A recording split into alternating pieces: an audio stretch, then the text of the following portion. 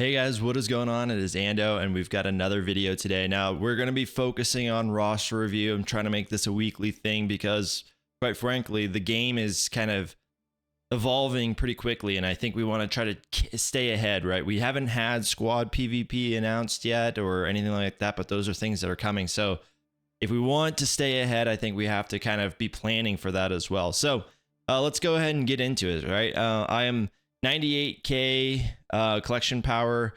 Strongest squad is 41k. So you could definitely tell like a lot of my collection power comes from my key characters that I've focused in on. Yeah, I've won a total of 170 wins. I usually just press auto, quite frankly. And yeah, I usually hover somewhere in between silver and gold. I usually get my gold payout, but sometimes I don't. I also forgot to say that I'm part of Token Guild. My guild is now 4 million GP, or CP, I guess. So we have accomplished everything. Like we do chapter 1, chapter 2, chapter 3, and we are ready for chapter 4. So that's been a huge boost in my rewards. We do get about 100 million in the raid right now. That's based off of what I think we ran the last time. We could just double check that really quick. And yeah, you can see we got 106. So we're less than 40 mil away. And when you divide that up by, 36 people across 3 different phases, we're getting closer. We're getting closer to that third box. And so, yeah. Now, as far as roster review goes, this has changed a lot actually since the last time we did this, right? So last time I had Lemoyne up here. I still have Lileel, but she's really, really close. So I'm really, really excited about that. I should get her tomorrow. And Eladin now is 6 stars instead of 5. And as you can see, I have incorporated my shadow team, which is all part of the plan, right? So if I were to just break down the plan in most simplest terms, I think you go for a light side team first, and then you have a dark side team that you go for afterwards. Now, can switch that order up, but I think it makes the most sense just because of some of the daily challenges. You're gonna really face some hurdles if you just kind of go for your light side team second. That being said, I think Ironhide is enough of a character and beast to kind of carry you through your dark side for at least the initial phases, right? Like he's good enough to, if you throw some gear on him and you put him into some battles, he can get you to like chapter 3, usually. And so I think he, to me, makes the most sense as far as like, you don't focus on the team, but you can focus on him, and just getting the other guys up to like level like 30, usually will pay off. And you can, like I said, you can kind of 3-star the lower tier campaigns and some of the lower tier challenges that do require the dark side. Now, so obviously my next plan is Elrond at 7 stars. We just could take a look at our elves really quick. This is the best, in my mind's eye, they are the best faction in the game and for the raid. Now that it's a little bit of an unfair comparison because Road to Rivendell is probably what I would consider the second best team, and they can do just as well as Elrond. But the thing is because Elrond can cover all these elves, it really does give you like this added flexibility that, right now the Road to Rivendell doesn't have, right? So for instance, chapter 1, right, my Lord Elrond team pretty much stays the same. Sometimes I'll put Ironhide in there, but it can mostly stay the same. In chapter 2, that's where I'll sub out like someone like Legolas or Ironhide for Lemoyne. Lomion, I don't know if that's how, I guess it'd probably be Lomion. But yeah, he's fantastic there, right?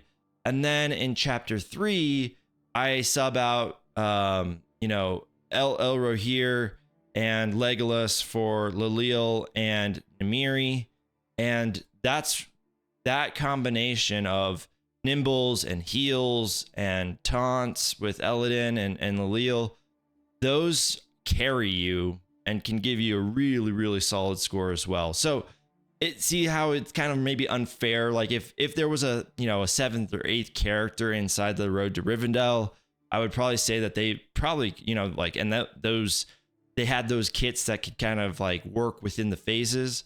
I'd say that they probably are the best team. They're certainly the most free to play team. I mean, at this point, Elrond is free to play because all of his stuff is farmable, but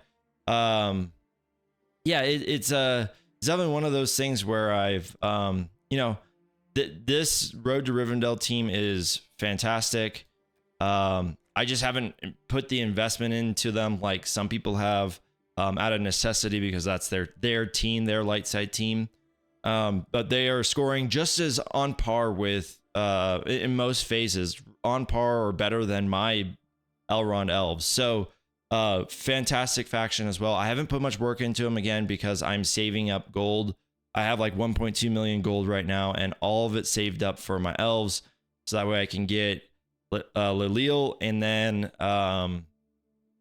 what's his name, Elladan to 7 stars. Now my next actual project is our Isengard, right?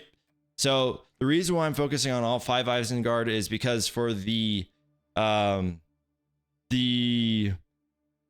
node that needs to farm Arwen, she has, from what I've been told, because I haven't even gotten there yet, but from what I've been told, they actually take away your Ironhide. They kind of give you a forced one.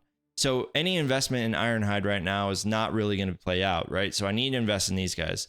Now, what I will say is these guys have also provided me pretty decent scores. I think in P1, they're or Chapter 1, they're providing me about 200K-ish.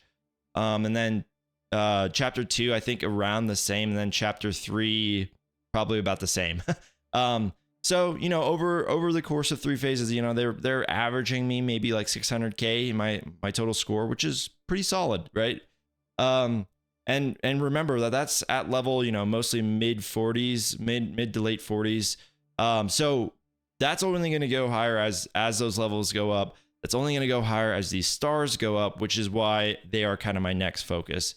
Next focus also, so that way I can star up Arwen, so that way she can be another factor in my raid scores. But really, you know, getting these guys to 5 stars, I guarantee you those scores jump up dramatically from the 250K range. And especially because I'm not doing them any favors, right? By most of them, I would assume, are just going to be like your level 3s across the board on ability mats. So that investment, I think, soon is going to pay off, right? I think that this makes a ton of sense to go for them next. You know, the one drawback I would say for going for Eisen Orcs is they haven't been rumored for anything. They haven't been like, you know, right now, if we were to take the data mines, you know, verbatim, I think we would want to gear up Haradrim.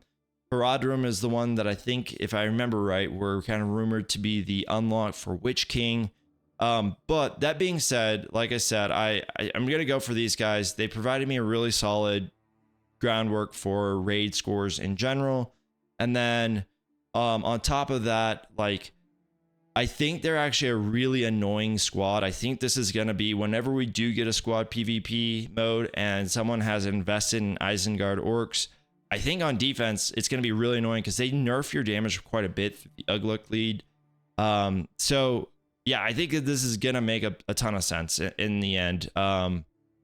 And so that's pretty much it. Like, that's kind of the roster review once over. Like I said, I'm kind of hoarding my resources, hoarding my gold at least, so that way I can add 500K here and then another 500K here to unlock at 7 stars. And then I'll be able to unlock Elrond at 7 stars when his event comes out, which I believe will be at the very end of this month or at the very beginning of next month. Whenever we get announced that Elladan is coming to the game for the 2nd time, right? So that way new players can get him. I would assume that announcement and when his event goes live, we're about 1 week away from Elrond coming back to the game as well. So yeah, that's about it, guys. Yeah, thanks for watching, guys, and I hope you guys enjoyed. And if you guys did, make sure you guys leave the thumbs up and you guys subscribe to the channel. And let me know what you guys think. Thanks, guys. See ya.